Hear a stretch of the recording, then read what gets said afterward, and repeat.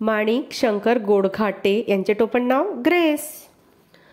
वसंत ना मंगळ वेढेकर यांचे टोपण नाव राजा मंगळ वेढेकर. कृष्णशास्त्री चिपळूणकर यांचे टोपण नाव मराठीचे जॉन्सन. केशवसूत आधुनिक मराठी काव्याचे जनक. सावित्रीबाई फुले आधुनिक मराठी कवितेच्या जननी. संत सोयराबाई पहिली दलित संत कवयित्री. त्र्यंबक बापूजी ठोंबरे यांचे टोपण नाव बालकवी. बालकवी त्र्यंबक बापूजी ठोंबरे. यशवंत दिनकर पेंढारकर महाराष्ट्र कवी. ना. धो. महानोर यांचे टोपण नाव रानकवी. ना. वा. केळकर यांचे टोपण नाव मुला फुलांचे कवी. न. ची. केळकर यांचे टोपण नाव साहित्य सम्राट. ग. प. माडखोलकर राजकीय कादंबरीकार. शाहीर राम जोशी टोपण नाव शाहिरांचा शाहीर. दादोबा पांडुरंग तरखडकर यांचे टोपण नाव मराठी भाषेचे पाणिनी.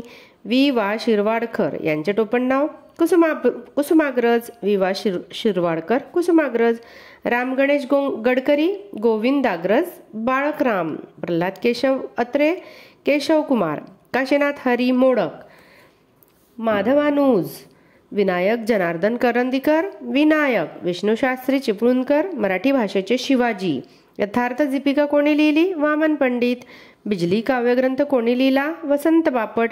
दासबोध व मनाचे श्लोक कोणी लिहिले समर्थ रामदास. शीळ काव्यग्रंथ कोणी लिहिला ना. घ. देशपांडे. गीत रामायण कोणी लिहिले गदी माडगुळकर. ज्वाला आणि फुले बाबा आमटे.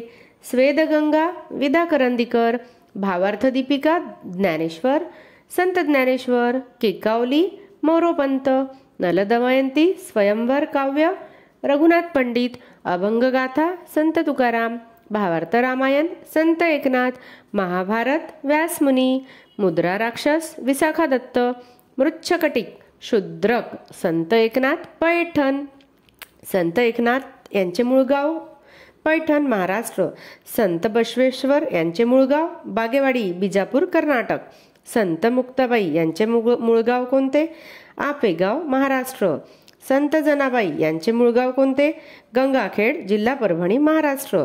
श्री संत नामदेव यांचे मूळ गाव कोणते नरसी नामदेव जिल्हा हिंगोली. संत ज्ञानेश्वर यांचे मूळ गाव कोणते आपेगाव महाराष्ट्र.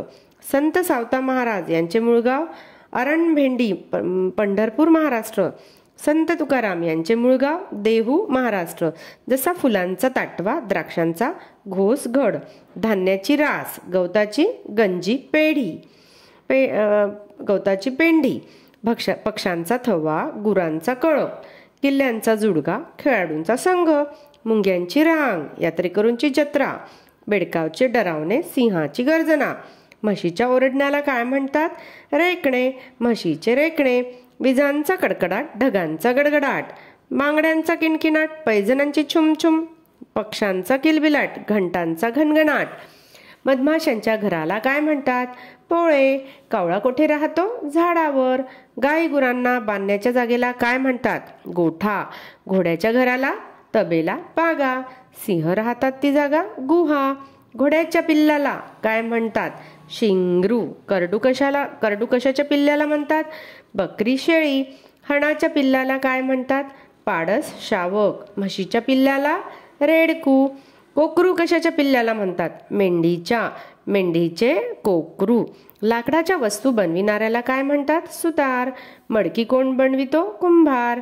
कपडे शिवणारा शिंपी. घराचे बांधकाम करणाऱ्याला गवंडी. देशाचे रक्षण कोण करतो सैनिक. भारताचे राष्ट्रीय फूल कमळ. भारताचा राष्ट्रीय प्राणी वाघ. भारताचा राष्ट्रीय पक्षी मोर. भारताचे राष्ट्रीय गीत वंदे मातरम. राष्ट्रीय ध्वज तिरंगा. श्यामची आई ही कादंबरी कोणी लिहिली साने गुरुजी. दासबोध हा ग्रंथ कोणी लिहिला संत रामदास. गीताईचे रचयिता कोण आचार्य विनोबा भावे. ययातीचे लेखक कोण वि. स. खांडेकर. ज्ञानेश्वरी कोणी लिहिली संत ज्ञानेश्वर.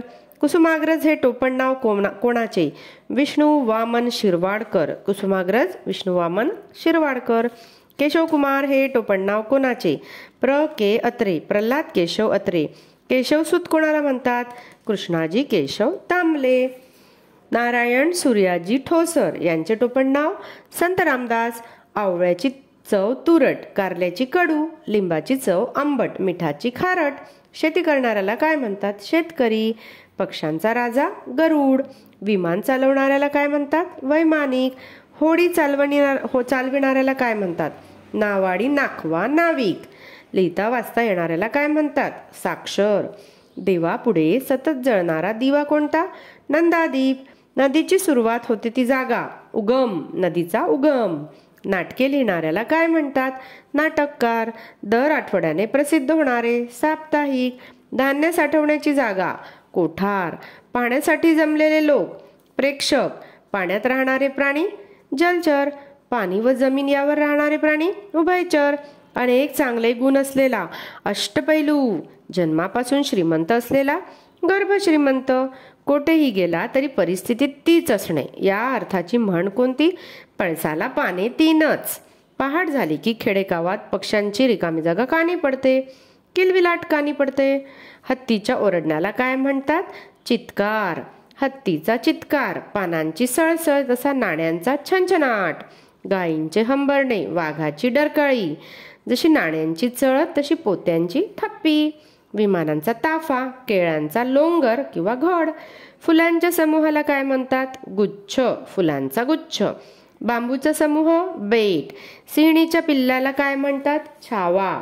वाघाच्या पिल्लाला काय म्हणतात? बच्चा. कुत्र्याचे पिल्लू बाळ लेकरू. चिमणी राहते त्या जागेला काय म्हणतात? घरटे. हत्तीचा हत्तीखाना तसा पोपटाचा काय? पिंजरा ढोली. पंडित चाचा ही संबोधने कोणाची? जवाहरलाल नेहरू. नेताजी कोणाला संबोधतात? सुभाषचंद्र बोस. वल्लभभाई पटेल यांना कोणत्या नावाने संबोधतात? सरदार लोहपुरुष. भारतीय घटनेचे शिल्पकार कोणाला संबोधतात? डॉक्टर बाबासाहेब आंबेडकर. रवींद्रनाथ टागोर यांना कोणत्या उपाधीने संबोधतात? गुरुदेव. स्वातंत्र्यवीर म्हणून कोणाला संबोधतात? विनायक दामोदर सावरकर. स्वातंत्र्यवीर वि.दा. सावरकर. सभेत धीटपणे भाषण करणारा सभाधीट. जेथे आकाश जमिनीला टेकल्यासारखे दिसते ते ठिकाण क्षितिज. वेगाने पळून जाणे या अर्थाचा वाक्प्रचार धूम ठोकणे. बाह्य देखावा आकर्षक पण कृतीच्या नावाने शून्य या अर्थाची म्हण कोणती? नाव मोठं लक्षण खोटं. कवी बी यांचे पूर्ण नाव काय? नारायण मुरलीधर गुप्ते. कवी अनिल यांचे पूर्ण नाव आत्माराम रावजी देशपांडे. गीता रहस्य हा ग्रंथ कोणी लिहिला? लोकमान्य टिळक. बलुत या कादंबरीचे लेखक कोण? दया पवार. मृत्युंजय या कादंबरीचे लेखक कोण? शिवाजी सावंत. अभंगगाथा या ग्रंथाचे कवी कोण? संत तुकाराम.